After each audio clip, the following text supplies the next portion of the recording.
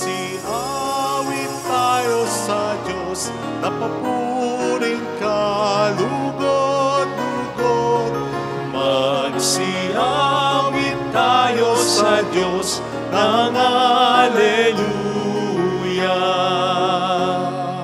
Magsaya pagkat nakita ang dakilang buwan.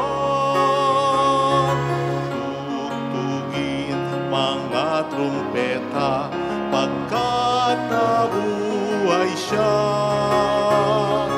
Magsiawit tayo sa Diyos ng mapuring kalugod-lugod. Magsiawit tayo sa Diyos ng Alleluia. Sa ngalan ng Ama at ng Anak ng Espiritu Santo. Amen. Sumayin niyo po ang Panginoon. At sumaiyo rin. Pasalamatan natin ang Panginoon sa pamamagitan ng misang ito, lalo na rin sa pamamagitan ng mabuti sana nating buhay bilang mga Kristiyano. Upang tayo maging marapat sa misang ito, halina't magsisimula tayo sa ating mga kasalanan. Tayo pong lahat, inaamin ko sa makapangyarihang Diyos at sa inyo mga kapatid, na lubha akong nagkasala sa isip, sa salita at sa gawa, at sa aking pagkukulang. Kaya isinasamo ko sa mahal na Birhen Maria, sa lahat ng mga anghel at mga banal, at sa iyo mga kapatid, na ako'y ipanalangin sa Panginoon ating Diyos. Kaawaan tayo na mapagmahal na Diyos, patawarin sa ating mga sala, at patnubayan hanggang sa buhay na walang hanggan. Amen. Panginoon, kaawaan mo kami. Panginoon, kaawaan mo kami. Kristo, kaawaan mo kami. Kristo, kaawaan mo kami. Panginoon, kaawaan mo kami. Panginoon, kaawaan mo kami. Iyuko natin ang ating ulo, ibulong sa Panginoon ang ating intensyon. Sama ng intensyon ng mga nagpapamisa, ng mga tumutulong sa atin, sa ating simbahan, gayon din para sa mga may sakit, para sa mga nag-aalaga din sa kanila, at sa mga kababayan nating nasa malalayong lugar para magtrabaho para sa kanilang pamilya. Manalangin tayo.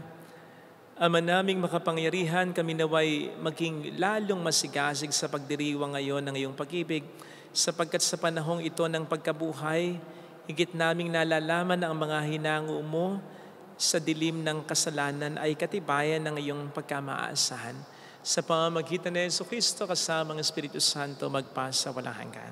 Amen. Ang salita ng Diyos mula sa gawa ng mga apostol. Noong mga araw na yun, si Felipe ay inutusan ng isang anghel ng Panginoon.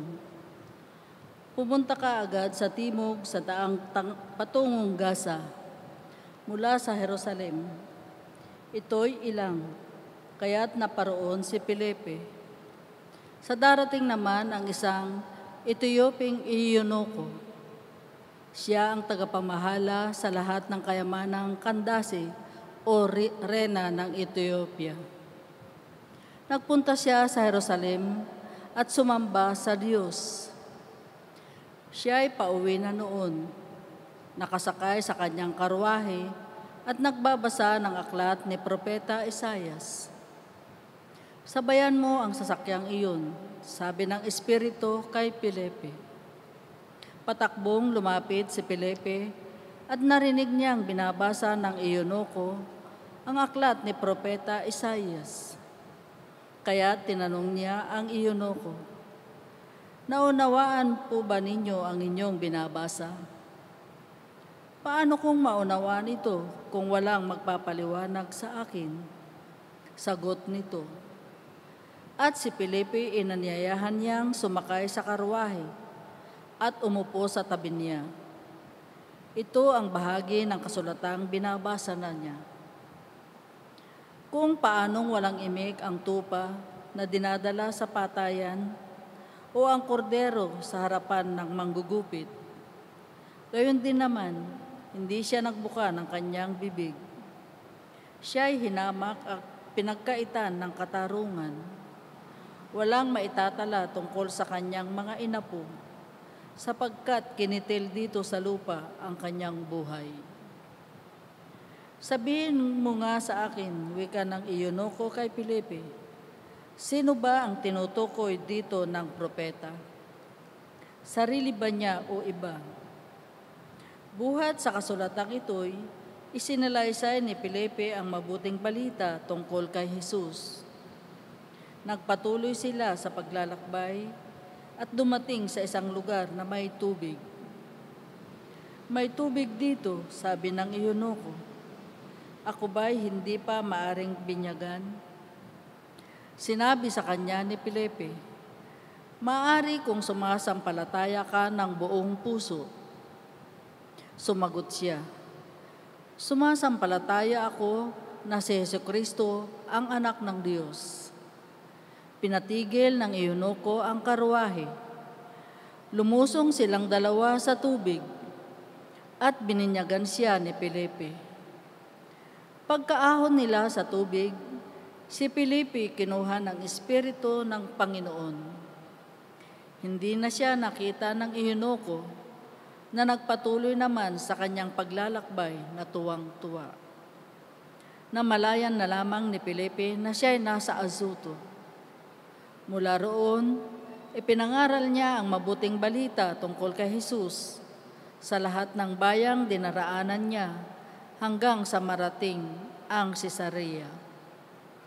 Ang salita ng Diyos. Salamat sa Diyos. Sangkalupaang nilalang, galak sa puoy isigaw. Sangkalupaang nilalang, galak sa puoy isigaw. Ang lahat ng bansay magpuri sa Diyos. Inyong iparinig papuring malugod. Iningatan niya tayong pawang buhay. Di tayo bumagsak, di niya binayaan. Sangkalupaang nilalang, galak sa puoy isigaw. Lapit at makinig ang nagpaparangal sa Diyos, at sa inyo'y aking isasaysay ang kanyang ginawang mga kabutihan. Nung ako'y balisa, ako ay dumaing sa Diyos na dapat purihin. Handa kong purihin ng mga awitin. Sangkalupaang nilalang, galak sa puoy isigaw. Purihin ang Diyos, siya'y papurihan. Yamang ang daing ko'y kanyang pinakinggan. At ang pag-ibig niya ay aking kinamtan. Sangkalupaang nilalang, galak sa puoy isigaw. Magsitayo po ang lahat.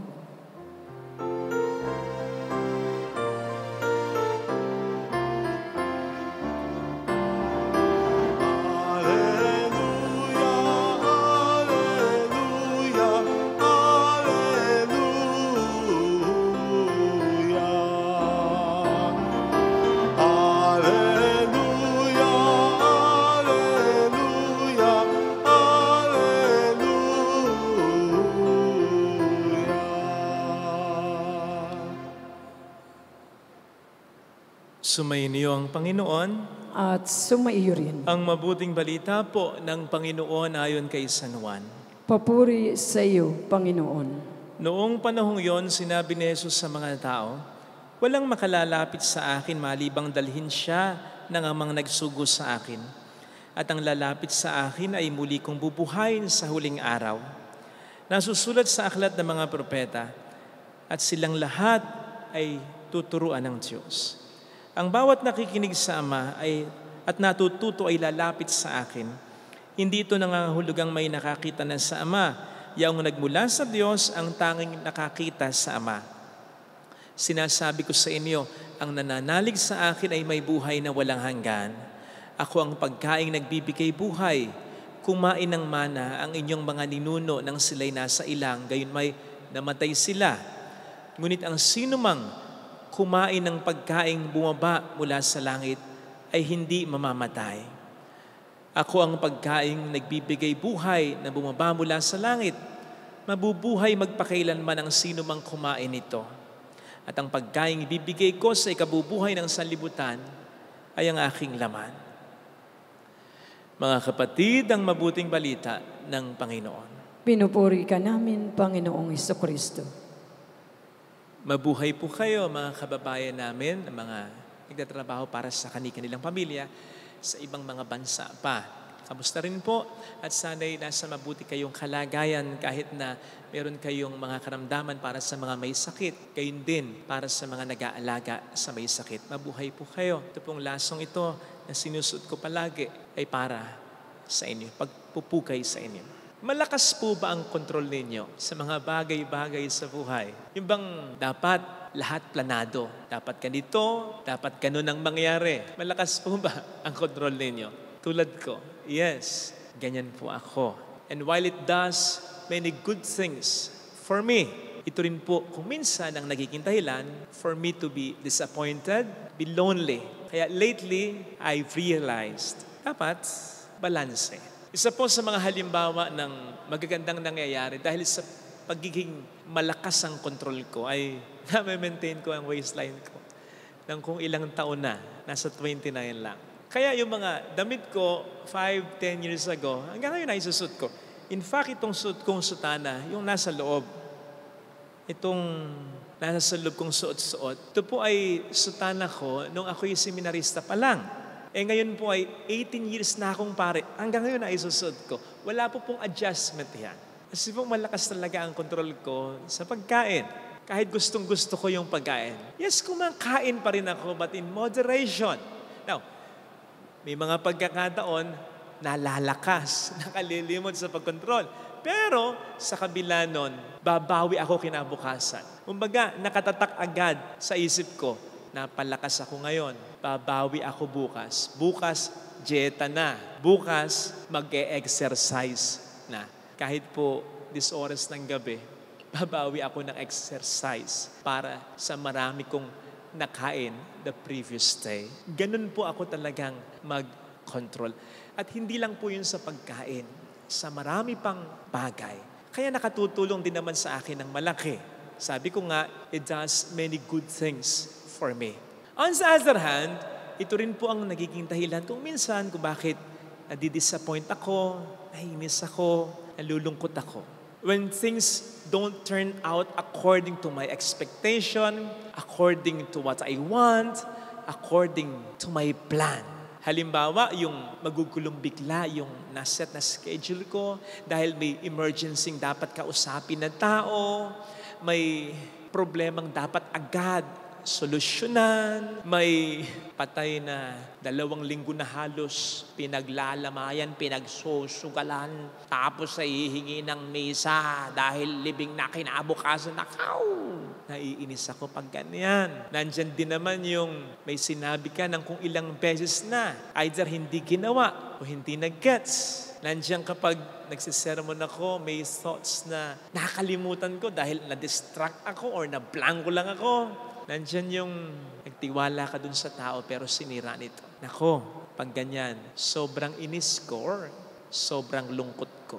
Kaya nga, sabi ko, lately, na-realize ko, dapat balanse. That while I plan things, I'll be more open, be more flexible sa kahit anong pwedeng mangyari. In as much as I should accept the reality na hindi natin talaga kayang kontrolin lahat. May mga mangyayari na hindi natin inaasahan. Meron tayong mararanasan na hindi natin kagustuhan. At kahit yung mga mabuti nating pinagplanuhan, kung minsan hindi 100% ma-execute yan. Kailangan open tayo sa ganyan. Kaya nga ang sabi ko kanina, lately na-realize ko, dapat kontrolin ko or i-tame ko yung pagiging makontrol ko. In a sense na magplano pa rin ako, mag-prepare pa rin ako, maging determinado, gawin ko pa rin ang best ko, pero maging flexible din ako. Matanggap ko rin na pwedeng may mga mangyari na hindi according sa naging plano ko. Dapat matanggap ko yung katotohanan na hindi lahat sa buhay ay makokontrol ko. Nasabi ko po ito sapagkat nakita ko ito kay Felipe sa ating unang pagbasa. Hindi man po sinabi ng diretsyo. Kung titingnan po natin as a background ng personalidad ni Felipe, yung Acts chapter 6, chapter 8 po kasi yung binasa natin we will realize that Philip was doing well in his apostolate, in his ministry for the early Christian communities in Jerusalem. Patunay lamang ng pagiging sistematiko niya, organisado. Hindi siya bara-bara lang. He was doing his best. Otherwise, hindi naman siya pagkakatiwalaan ng ibinigay sa kanyang katungkulan. Pero, nang tawagin siya ng Panginoon sa pamamagitan ng anghel para sabing umalis ka dyan, pumunta ka sa Gaza. Sumunod siya. Kahit na hindi niya alam kung ano ang naghihintay sa kanya doon. Hindi niya alam kung ano ang plano para sa kanya ng Panginoon doon. Walang pakeme-keme. Sumunod siya. Walang tanong na, bakit Lord? Walang tanong na, paano? Patunay lamang ng pagiging flexible niya sa kung ano ang magbuting plano ng Diyos para sa kanya sa kabila ng pagiging organized niya. Ayan sabi ko, how I wish. Sana ganito rin ako. How about you? Minsan mayroong nagsabi that failure to prepare is preparing to fail.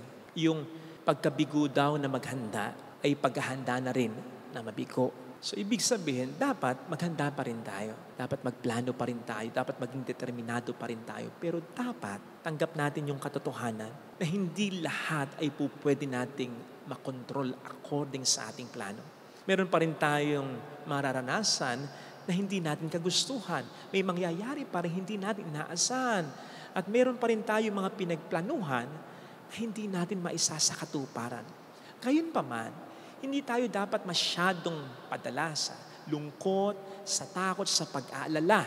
Sa palagay ko ang susi dyan, yung sinasabi sa 1 Pedro 5:7 that says, cast all your cares to God because He cares for you. Sa Ebanghelyo ay nasabi ng Panginoon na tuturuan daw niya sino mang lumalapit sa Kanya. Yun ang karanasan ng eunuko sa ating unang pagbasa. Tinuruan siya ni Felipe hanggang sa ito'y sumampalataya na ngang talaga. Nakatutuwa na hindi ito planado. Wala ito sa plano ni Felipe, hindi rin ito planado ng eunuko. Basta nangyari. Dahil pinlano ng Diyos. Ang maganda, pareho silang naging bukas sa plano ng Diyos. Kaya nangyari yung mas maganda sa kung ano man yung nauna na lang plano nilang dalawa. Ang sabi po ni Lord sa Jeremiah 29:11, for I know the plans I have for you. Hindi ba't napakasarap isipin na bukod sa plano natin para sa ating buhay, ay may plano rin para sa atin ng buong may kapal. Kaya hindi man matupad ang ating mga sariling plano sa buhay. Again, sabi ko, hindi tayo dapat padala sa lungkot, sa takot at sa pag-aalala. Sapagkat hindi tayo mag-start from the scratch. May plano ang Diyos para sa atin na mas maganda sigurado kaysa mga nauna ng plano natin.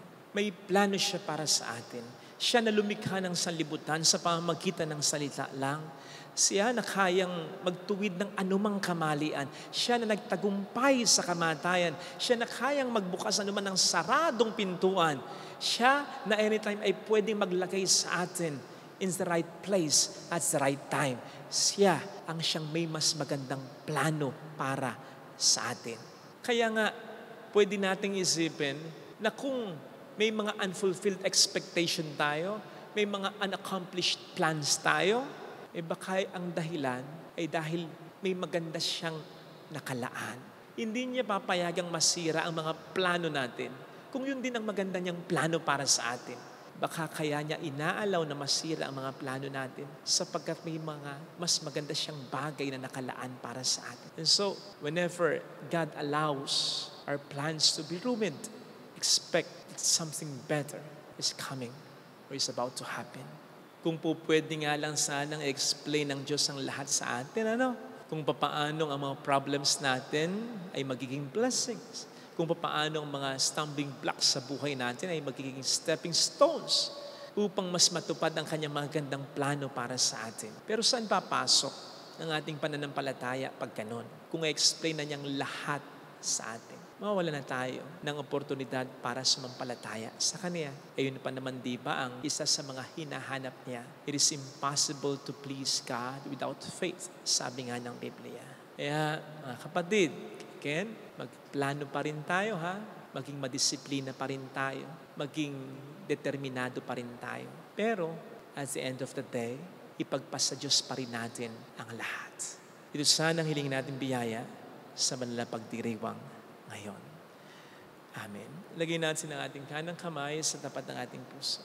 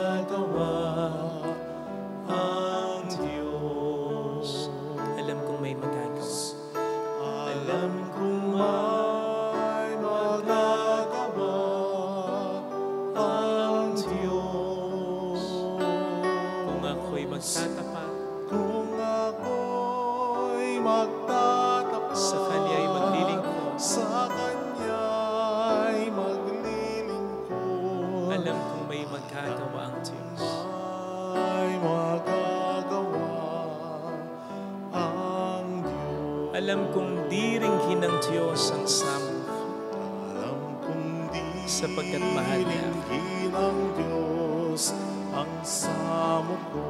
Alam kong di ringhin ng Diyos ang samo ko.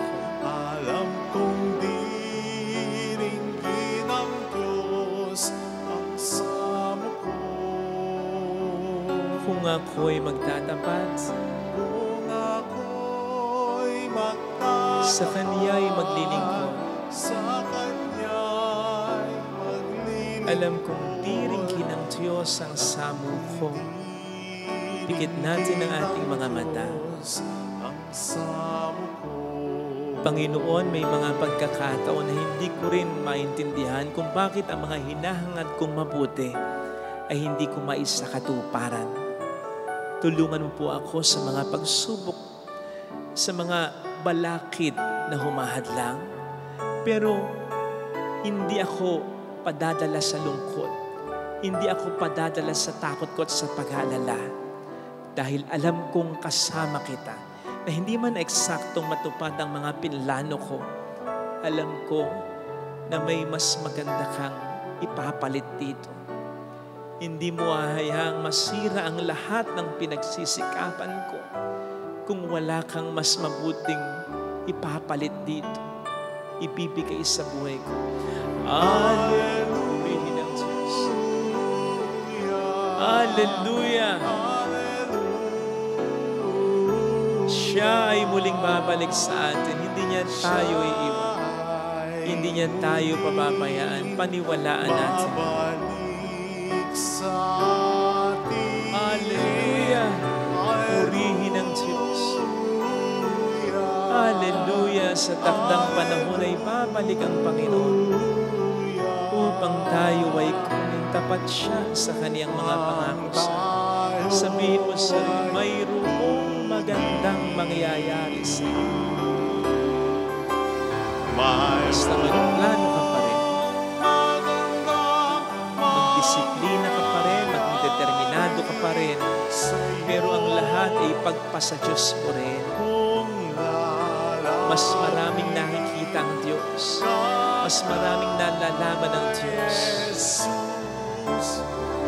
At mas marunong ang Diyos. Kung lalapit kay Jesus,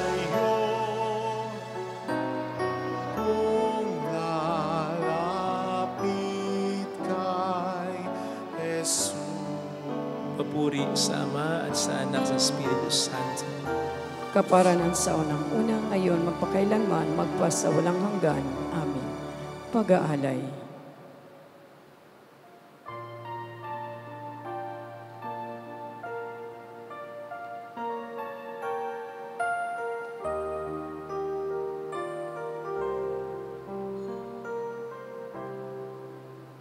Paghahanda ng alay ay narito po,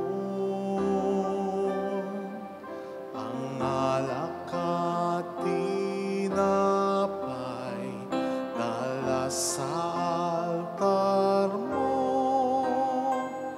Anyo'y magiging tunay, dugo mo't katawan, aming tatanggapin ngayon, magbibigay buhay.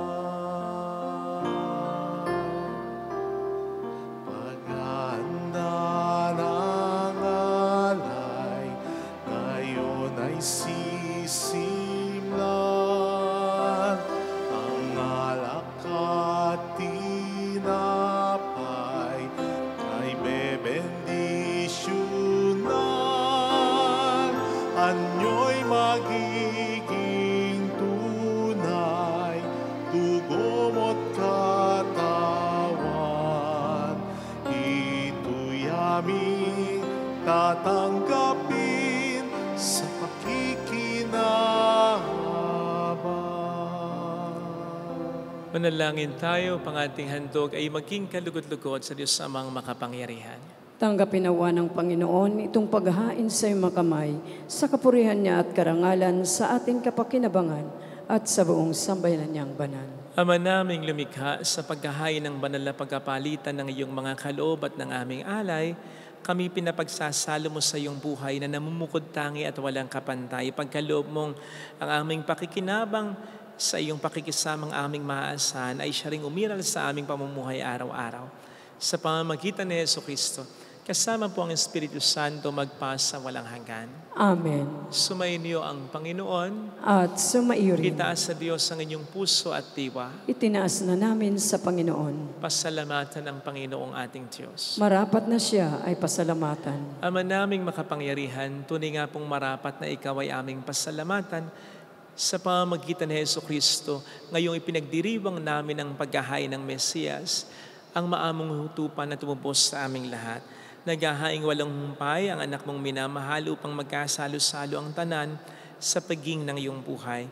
Hindi na mamamatay ang iniahain sa krus, ang sa krus ipinako'y buhay lagi bilang handog. Kaya kaisa ng mga anghel na kinsiawit ng papuri sa iyo ng walang humpay sa kalangitan, kami nagbubunyi sa iyong kadakilaan. Santo, Santo, Santo, Panginoong Diyos ng mga hukbo, napupuno ang langit at lupa ng kadakilaan mo.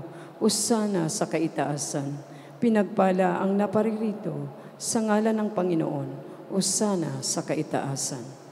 Magsaluhod tayo. Ama naming banal, ikaw po ang bukal ng tanang kabanalan. Kaya sa pamamagitan po ng iyong Espiritu gawin mong banal ang mga kaloob na ito upang para sa amin maging katawan at dugo ng iyong anak na aming Panginoong Jesucristo. Bago niya pinagtiis ang kusang loob na maging handog, ginawakan niya ang tinapay, pinasalamatan kaniya, pinaghati-hati niya iyon. Niabot sa kaniyang mga alagad at sinabi, tanggapin ninyong lahat ito at kanin. Ito ang aking katawan na ihahandog para sa inyo.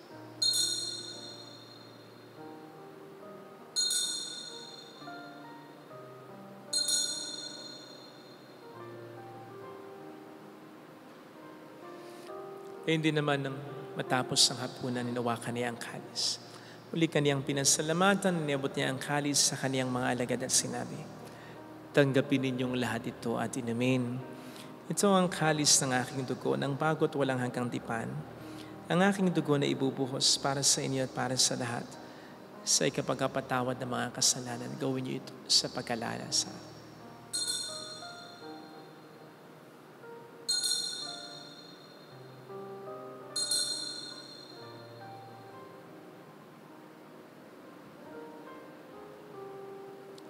Ipagbunyi natin ang misteryo ng ating pananampalataya. Si Kristo'y namatay, si Kristo'y nabuhay, si Kristo'y babalik sa wakas ng panahon. Ama, ginagawa namin ngayon ang pag-alaala sa pagkamatay at muling pagkabuhay ng iyong anak, kaya inialay namin sa iyong tinapay ng buhay at ang kalis ng kaligtasan. Kami nagpapasalamat dahil kami yung minarapat at tumayo sa harap mo para maglingkod sa iyo. Isinasamo namin kami na magsasalo sa katawan at dugo ni Kristo ay mabuklod sa pagkakaisa sa pamamagitan ng Espiritu Santo. Malingapin mo ang iyong simbahang laganap sa buong daigdig, puspusin mo kami sa pag-ibig.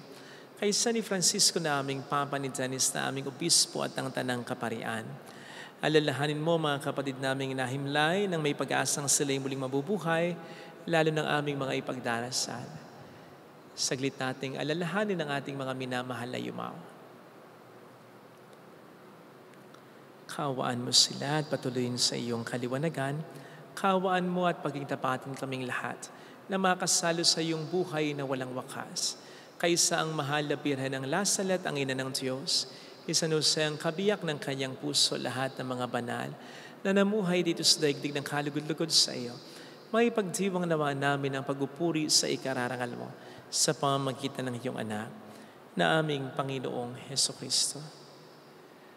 Sa pamamagitan ni Kristo kasama niya at sa Kanya, ang lahat ng parangal, papuri ay sa iyo, Diyos Amang makapangyarihan, kasama ang Espiritu Santo magpa sa walang hanggan.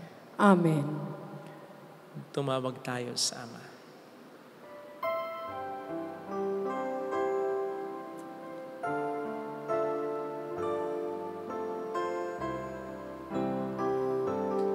Ama namin, sumasalangit ka, sambahin ang ngalan mo, mapasa ang kaharian mo, sundin ang loob mo dito sa lupa para nang sa langit. Bigyan mo kami ngayon ng aming kakain sa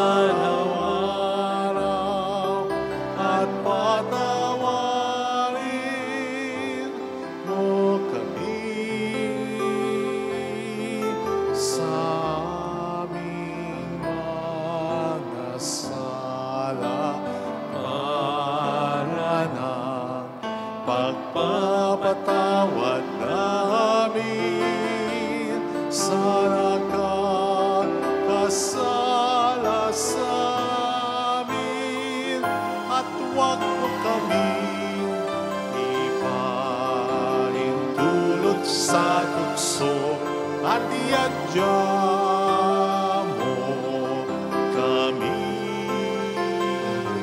sa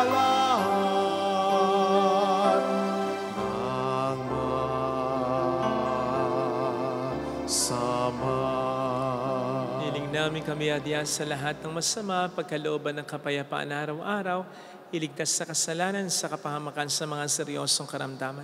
Samantalang aming pinaghahandaan ang dakilang araw ng pagkapahayag ng tagapagligtas namin si Hesukristo. Sapagkat iyo ang kaharian, ang kapangyarihan at ang kapurihan magpakailanman. Amen. Panginoong Hesukristo, sinabi mo noon, sinasabi mo rin sa amin ngayon, kapayapaan ang iniiwan ko sa inyo, aking kapayapaan ang binibigay ko. Tunghayin mo ng aming pananampalataya, huwag ang aming pagkakasala. Pagkalooban mo kami ng kapayapaan at pagkakaisa, lalo na sa aming pamilya. Ano man ang aming maging problema ayon sa iyong kalooban, kasama ang Espiritu Santo magpasa walang hanggan. Amen. Ang kapayapaan ng Panginoon ay sumainyo nawang lahat. At sumaiyo rin. Bigayan tayo ng kapayapaan sa isa't isa. Peace be with you. Kapayapaan po. Kordero ng Diyos na nag-aalis ng mga kasalanan ng sanlibutan, maawa ka sa amin. Kordero ng Diyos na nag-aalis ng mga kasalanan ng sanlibutan, maawa ka sa amin. Kordero ng Diyos na nag-aalis ng mga kasalanan ng sanlibutan, ipagkaloob mo sa amin ang kapayapaan.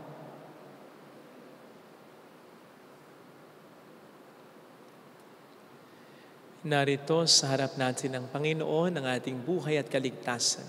Mapalad tayong inaaniyahan.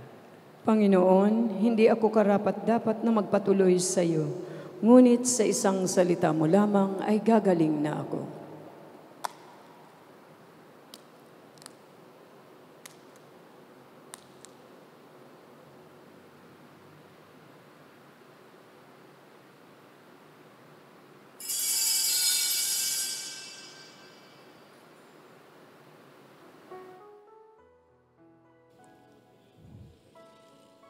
Panalangin para sa espiritual na pakikinabang. Panginoong Hesus, ako ay naniniwala na ikaw ay nasa kabanal-banalang sakramento. Iniibig kita ng higit sa lahat at ninanasa kong tanggapin ka sa aking kaluluwa. Sapagkat sa mga sandaling ito, hindi kita matatanggap sa sakramento. Tumuloy ka sa espiritu sa aking puso. Niyayakap kita na parabang naririto ka na. Inaalay ko ng buong buo ang aking sarili sa iyo. Huwag mong hayaang mawalay ako sa iyo. Amen. Sa buhay ko, nabatid ko nga at natanto sa kasulatan yung turo. Pakikinggan ito at itatago ko sa sulok ng puso. Panginoon, narito ako, naghihintay sa utos mo. Lahat ng yaman ko, alay ko sa'yo. Ikaw ang tanging sa buhay ko.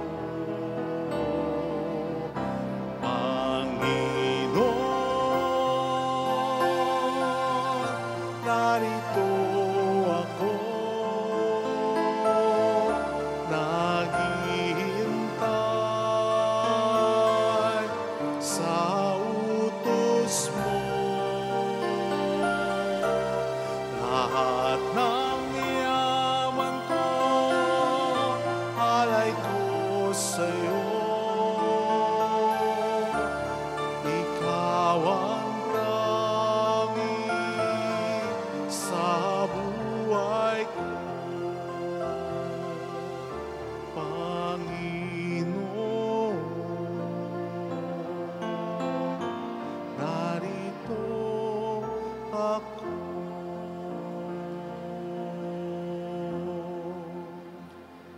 Manalangin tayo. Ama naming mapagmahal, manatili kang kapiling ng iyong bayan na ngayon pinapakinabang mo sa iyong sariling buhay at gawin mong kami pasulong na makahakbang mula sa dati naming pagkamakasalanan patungo sa pagbabagong nagdudulot ng iyong kabutihan sa pamamagitan ni Jesucristo kasama ang Espiritu Santo magpas sa walang hanggan. Amen. Holy God, Holy Mighty One, Holy Immortal One. Have mercy on us and on the whole world. Holy God, Holy Mighty One, Holy Immortal One. Have mercy on us and on the whole world. Holy God, Holy Mighty One, Holy Immortal One. Have mercy on us and on the whole world. Jesus, King of Mercy, We trust in you. alalahanin, O mahal na Birhen ng Lazaret, ina ng pag-asa, ikaw ang nagpapaalala sa amin magbalik loob sa Ama. Ito ang nagpapatunay na ang kagandahan loob mo'y nanatiling busila. Sa pag-aaruga mo sa amin, tungkulin mo'y tinupad. Sa paanan ni Kristo, itinuri mo kaming mga tunay mong anak. Kaya ninais mong ni isa'y huwag mapahamak, maging sa iyong walang tigil na pananalangin, pati luhay pumata. Huwag namang mawala ng saysay ang iyong paghihirap. Hiling nawa namin sa iyo, o aming inang liyag, na matapos ang pakikibaka namin sa mundong ito at sa pananatili naming tapat kay Kristo, sa kapurihan mo'y makibahagi kaming ganap, upang kung nasaan ka ngayon ay maparoon din kaming lahat, at sa kaganapan ng kaluwalhatian ng Diyos Amay, tuluyang matupad siya'y nawa. mahal na Birhen ng Lazaret, tagapagkasundo ng mga makasalanan. Ipanalangin mo kaming walang patid, kami mga dumudulog sa iyo. Maraming salamat po sa patuloy niyong pagsuporta kahit sa pamamagitan ng pagtangkilik sa ating mga live masses at pag-share ng ating mga videos. Ito po ay napakalaking tulong na.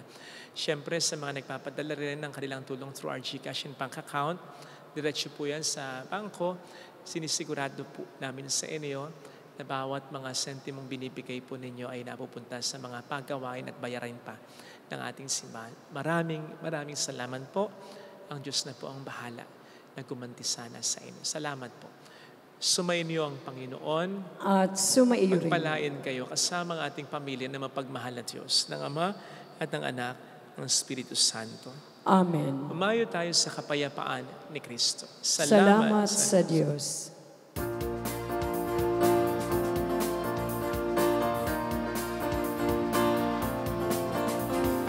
Mary, Mother of the Lord, hear the prayer we sing to you. Let your tears sip in our minds and hearts as once they fell at Nazareth. Tell your people how to live again. Tell your people how to sing again. Tell your people how to dance again. Tell your people how to pray again. Mary, Mother of the Lord, hear the prayer we sing to you.